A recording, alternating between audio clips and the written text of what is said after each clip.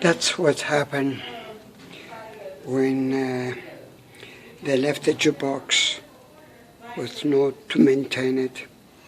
Now we have to take the mechanism out because the two motors gear pinion is have to replace. I hope so we don't have any problem with the driver through the computer, and then the rest is explained. You have a damage all the CDs,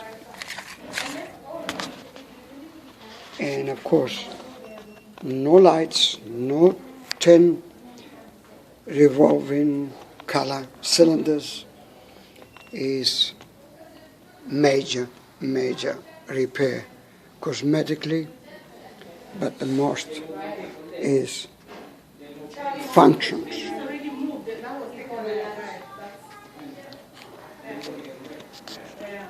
The damage of the front shows you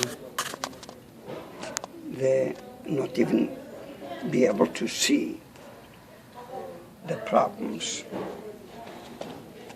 The veneer is completely dry and it needs to be taken care of.